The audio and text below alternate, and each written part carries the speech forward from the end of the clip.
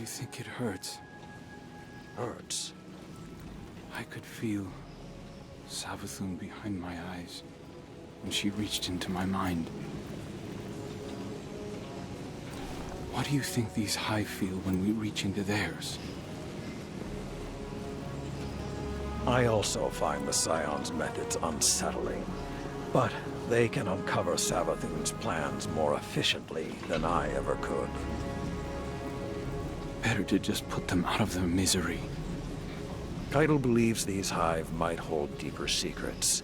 Do not make the mistake of thinking these things deserve your sympathy. Even though they have the light.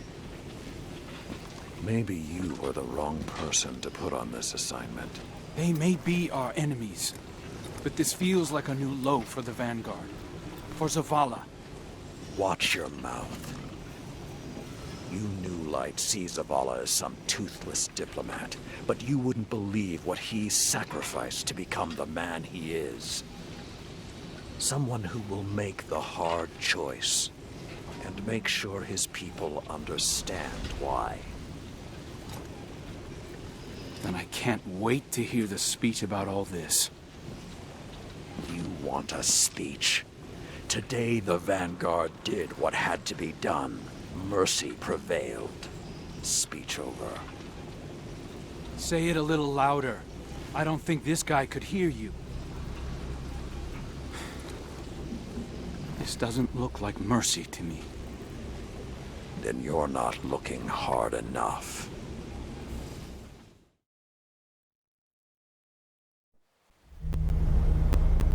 Long ago, even before there was a last city, I was deep on patrol in the old forest when a local villager sought me out.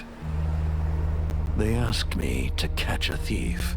I told them the Iron Lords were no mercenaries, but I saw their pride as well as their poverty. When they offered me a loaf of black bread instead of coin, I agreed.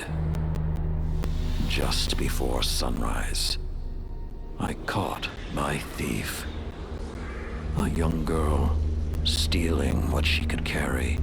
Food when she could find it, coin when she couldn't, weapons to protect what she had taken.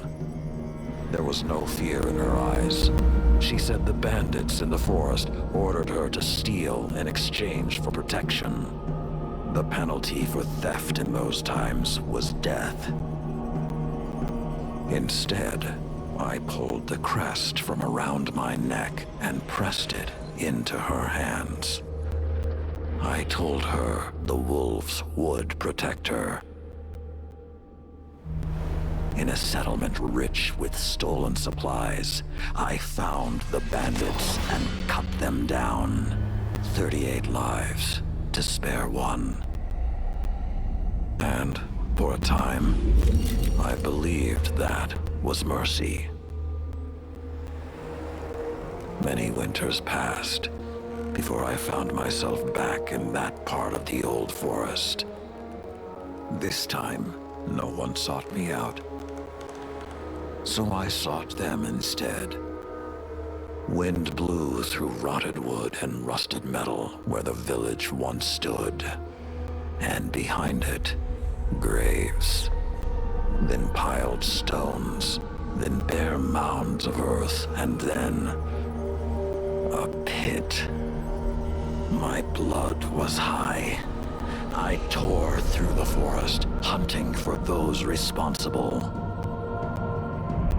Finally, in a settlement rich with stolen supplies, I found her.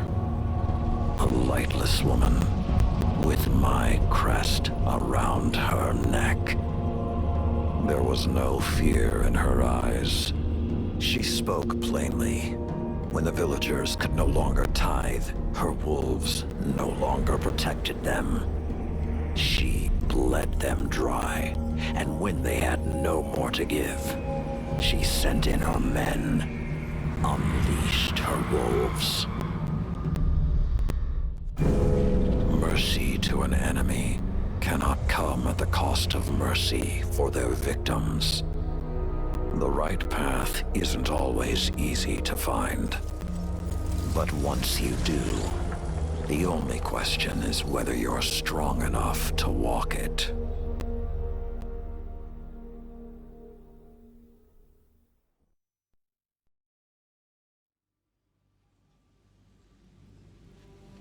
Consider that the next time you feel pity for our enemies.